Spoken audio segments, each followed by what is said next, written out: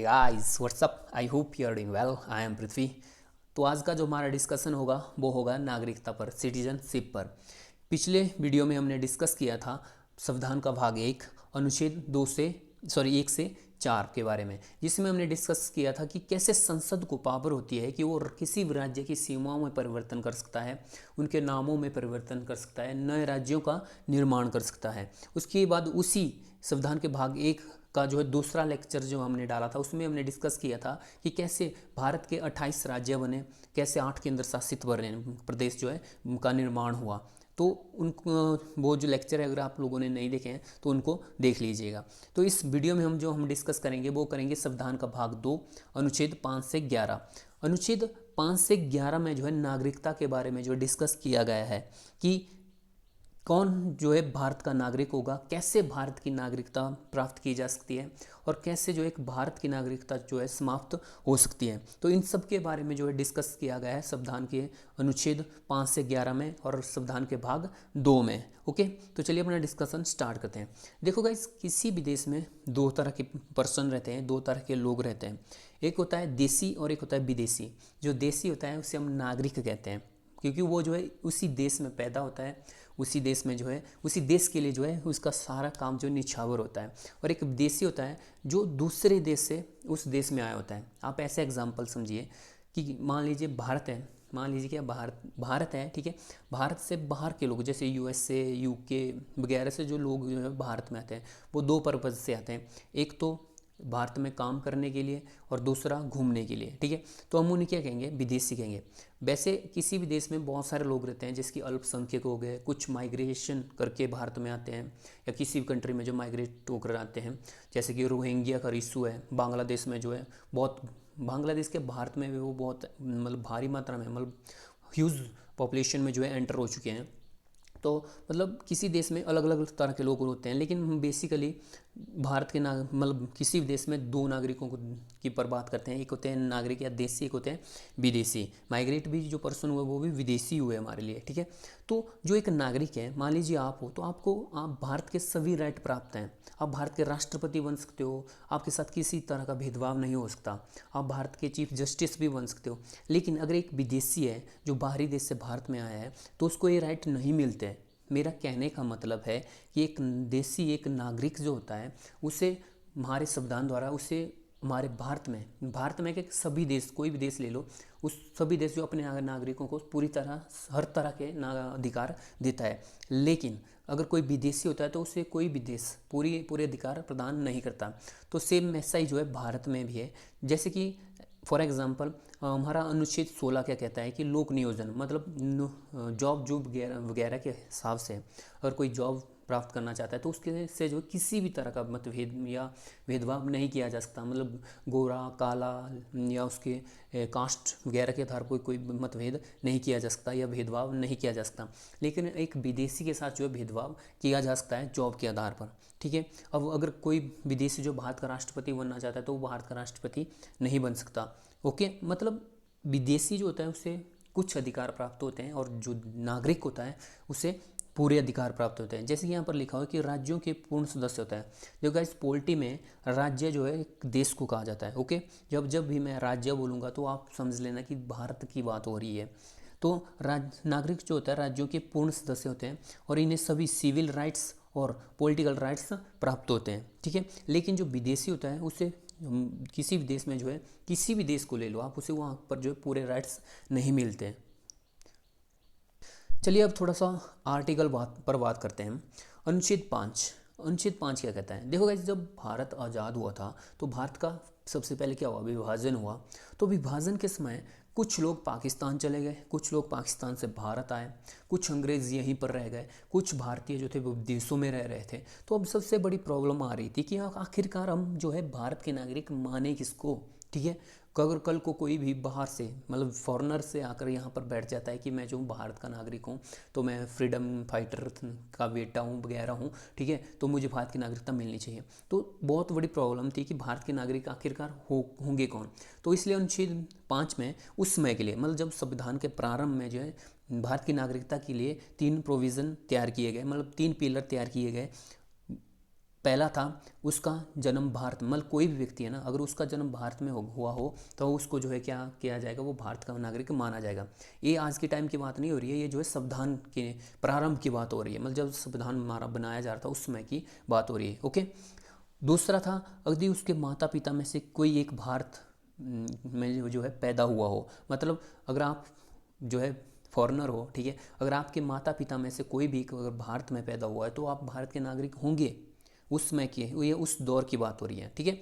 और संविधान के लागू होने के 5 वर्ष पूर्व भारत में रह रहा हो। देखो, और जब हमारा संविधान कब लागू हुआ था, तो 26 जनवरी 1950। तो ये अनुच्छेद 5 कहता है कि 26 जनवरी 1950 से पहले अगर कोई व्यक्ति 5 वर्ष से भारत में रह रहा है तो वो भी भारत का नागरिक होगा या वो भी भारत का नागरिक बन सकता है, ठीक है। और सबसे पहले ये बात याद रखना कि अनुच्छेद 5 जो है वो उस दौर की बात कर रहा है जब हमारा संविधान प्रारंभ हुआ था, ठीक है। अब आर्टिकल 6 क्या कहता है कि ये उस दौर की बात है जब भारत का विभाजन हुआ, ठीक है, और कुछ पर्सन जो थे जो भारत जो पाकिस्तान से में चले गए थे। देखिए, जब पाकिस्तान और भारत का विभाजन हुआ तो कुछ लोग जो थे वो पाकिस्तान में थे, जो भारत में रहना चाहते थे, तो वो क्या करते हैं, वो पाकिस्तान को छोड़कर क्या होते हैं, भारत में आ जाते हैं, ठीक है। तो ये उनकी नागरिकता से रिलेटेड बात करता है। ये कहता है कि एक व्यक्ति जो पाकिस्तान से भारत आया हो और उसके माता पिता या दादा दादी अविभाजित भारत में पैदा हुए हों, ठीक है, 2 कंडीशन होनी चाहिए, या तो वो जब भारत का विभाजन हुआ हो तो वो पाकिस्तान में चला गया, तो वो अगर भारत में आता है तो भी वो भारत का नागरिक होगा। यदि उसके माता पिता जो है अविभाजित, मतलब उसके वो भारत में ही रह रहा है लेकिन उसके माता पिता जो है पाकिस्तान में पैदा हुए थे, ठीक है, तो पाकिस्तान क्या था, भारत का ही हिस्सा था तब, तो अविभाजित मतलब जब भारत का विभाजन नहीं हुआ था तो उस समय उसके माता पिता या दादा दादी अगर भारत में पैदा हुए हैं तो वो भी भारत का नागरिक होगा। लेकिन इसमें एक डेट डिसाइड की गई, एक परमिट व्यवस्था की गई, जिसमें एक डेट डिसाइड की गई थी 19 जुलाई 1948। अब इस डेट को मतलब क्यों रखा गया, देखो गाइस, एक डेट हमें चाहिए थी ताकि उसके आधार पर जो है हम नागरिकता को डिसाइड कर सकें। इसमें कहा गया है कि इस परमिट व्यवस्था में कहा गया है कि जो 19 जुलाई 1948 के बाद अगर भारत में आता है तो उसे नागरिकता के लिए जो पंजीकृत होना पड़ेगा, मतलब एक फॉर्म होता है, ठीक है। अगर आप 1948 के बाद मतलब 19 जुलाई 1948 के बाद भारत में आते हो तो आपको वो पंजीकृत फॉर्म मतलब एक सिटीजनशिप फॉर्म होता है उसको भरना पड़ेगा। उसके बाद आपको जो है भारत की नागरिकता मिल जाएगी। अब आपके माइंड में जो क्वेश्चन आ रहा होगा कि अगर कोई व्यक्ति मान लीजिए 18 जुलाई को भारत में आता है, 18 जुलाई 1948 को भारत में आता है, तो क्या उसको भी पंजीकृत फॉर्म जो है फिलअप करना पड़ेगा? तो ऐसा नहीं था, मतलब जो 18 जुलाई 1948 को भारत में आ गए तो उन्हें ईजिली जो है भारत की नागरिकता मिल गई। लेकिन जो 19 जुलाई 1948 की डेट के बाद जो है भारत में आए तो उन्हें जो सिटीजनशिप फॉर्म जो है भरना पड़ा। लेकिन इसके लिए एक शर्त थी, अगर आप 19 जुलाई 1948 के बाद भारत में आ रहे हो तो आपको सबसे पहले 6 माह तक जो है भारत में रहना पड़ेगा, ठीक है।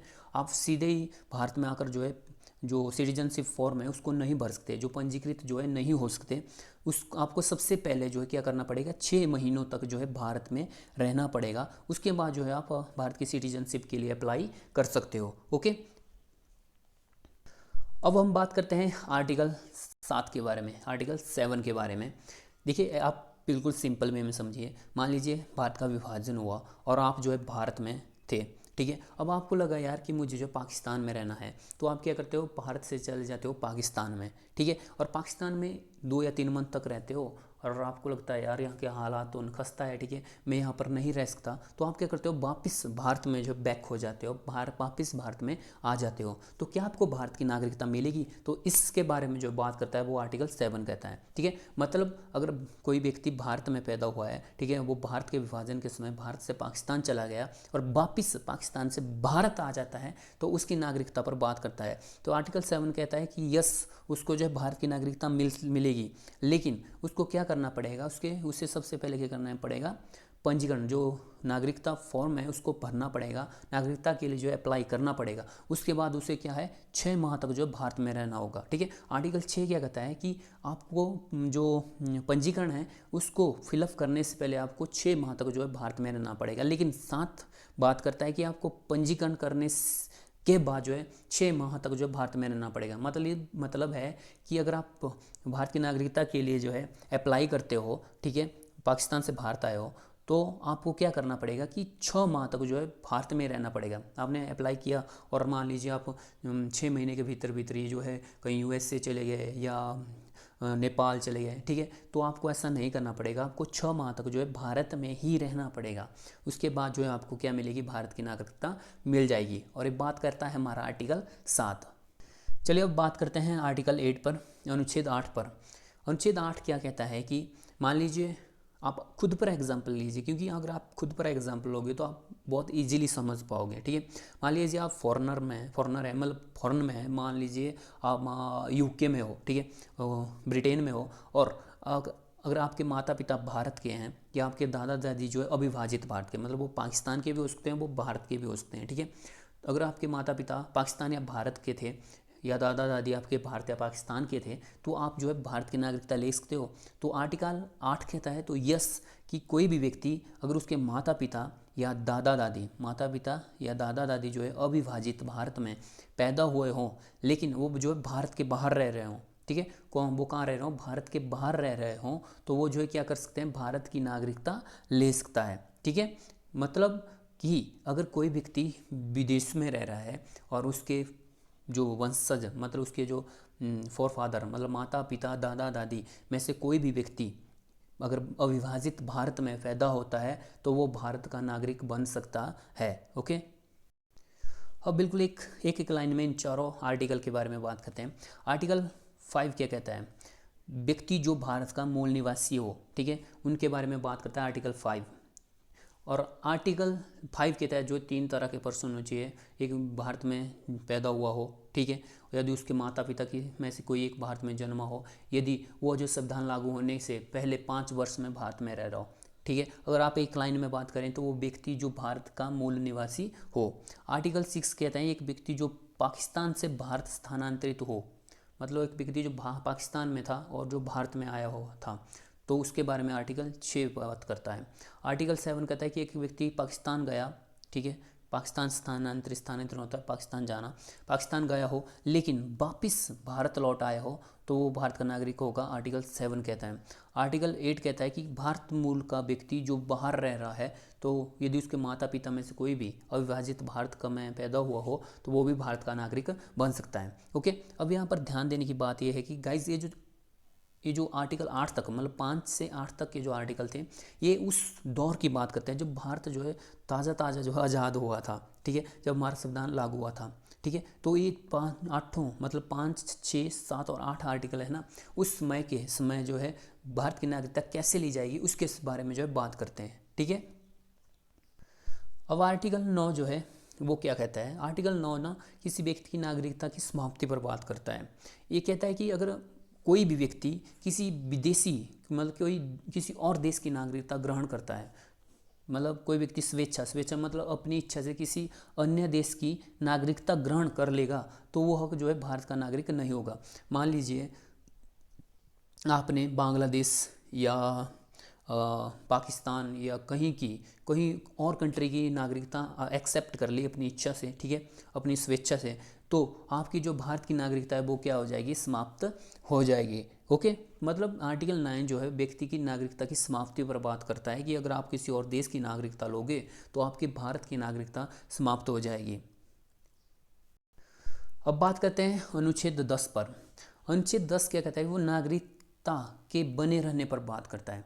मतलब किसी भी व्यक्ति ने, देखो अनुच्छेद 5 और 8, ठीक है, अनुच्छेद 5 से 8 तक कहता है जिस भी व्यक्ति ने नागरिकता ली है, देखिए सिंपल वे में समझिए, अनुच्छेद 10 जो होता है ना वो क्या कहता है कि किसी भी व्यक्ति ने अनुच्छेद 5, अनुच्छेद 6, अनुच्छेद 7 और अनुच्छेद 8 के तहत अगर भारत की नागरिकता ली है तो उसकी नागरिकता लगातार बनी रहेगी, ठीक है, उसकी नागरिकता समाप्त नहीं होगी, उसकी नागरिकता लगातार बनी रहेगी। लेकिन जब तक जो है संसद जो है नागरिकता पर कोई कानून नहीं बना लेती। मतलब सिंपल वे में कहने का ये मतलब है कि आर्टिकल 5 से 8 के तहत जिस व्यक्ति ने जो नागरिकता प्राप्त की है उसकी नागरिकता बनी रहेगी। लेकिन अगर संसद जो है नागरिकता पर कोई कानून लाती है और नागरिकता में जो कोई बदलाव लाती है कानून द्वारा, तो उस व्यक्ति की नागरिकता में जो है उसका इफेक्ट पड़ेगा।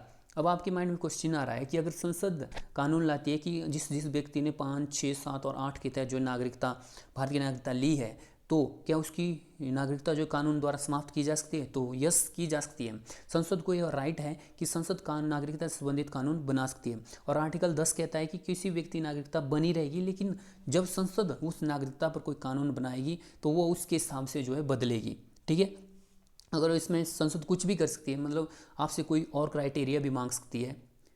ठीक है, तो अब बात चलते हैं आर्टिकल 11 पर। अब बात करते हैं आर्टिकल 11, अनुच्छेद 11 के बारे में। मोस्ट इंपॉर्टेंट है गाइस। देखिए, अनुच्छेद 11 जो है संसद को अधिकार देता है, मतलब संसद को पावर देता है कि वो नागरिकता के अर्जन, मतलब नागरिकता की प्राप्ति एवं नागरिकता की समाप्ति तथा नागरिकता से संबंधित अन्य कानून बना सकती है। मतलब अनुच्छेद 11 क्या कहता है कि संसद के नागरिकता पर कानून बनाने के अधिकार को समाप्त नहीं किया जा सकता। संसद के नागरिकता पर कानून बनाने के अधिकार को कम नहीं किया जा सकता, मतलब उसका उन्मूलन नहीं किया जा सकता। आर्टिकल या अनुच्छेद 11 के तहत संसद जो है नागरिकता पर कानून बना सकती है। ओके, तो ये है आर्टिकल 11। मतलब आर्टिकल 11 सिंपल कहता है कि नागरिकता पर जो कानून कौन बनाएगा? संसद बनाएगी, इससे ज़्यादा कुछ भी नहीं। ओके, अब इस वीडियो में बस इतना है गाइस, लेकिन नेक्स्ट वीडियो में जो है हम डिस्कस करेंगे नागरिकता अधिनियम 1955, जो 1955 में जो है नागरिकता पर संसद ने कानून लाया था। ठीक है, तो आप यहीं पर समझ लो। तो कौन जो है आर्टिकल या कौन सा आर्टिकल जो है संसद को नागरिकता पर कानून लाने का अधिकार देता है? तो अनुच्छेद 11 जो है संसद को, आर्टिकल 11 जो है संसद को नागरिकता पर कानून बनाने का अधिकार देता है। और इसी आर्टिकल के बलबूते पर या इसी आर्टिकल से पावर लेकर संसद ने जो है नागरिकता पर कानून लाया था। कब? नागरिकता अधिनियम 1955। ठीक है, तो नेक्स्ट वीडियो में हम देखेंगे कि नागरिकता अधिनियम 1955 क्या है। इसमें जो नागरिकता प्राप्त करने के जो 5 पिलर बताए गए हैं कि कैसे कैसे एक व्यक्ति नागरिकता प्राप्त कर सकता है और कैसे कैसे जो व्यक्ति की नागरिकता समाप्त होगी, इसके बारे में जो है नागरिकता अधिनियम 1955 में कहा गया है। और इस अधिनियम को जो है मतलब बहुत बार जो इसमें संशोधन किया गया है, टाइम टू टाइम जो इसमें संशोधन किया गया है, जैसे कि 1986 में, 1992 में, 2003 में, 2005 में और 2015 में, 2015 में, फिर 2019 में, हाल ही में जो है 2019 में भी इसमें संशोधन किया गया है। ओके, तो इसके बारे में हम नेक्स्ट वीडियो में डिस्कस करेंगे। तो इस वीडियो में बस इतना है गाइस, मिलते हैं नेक्स्ट वीडियो में। अगर आपको कोई भी डाउट हो तो आप कमेंट बॉक्स में मुझे बताइएगा।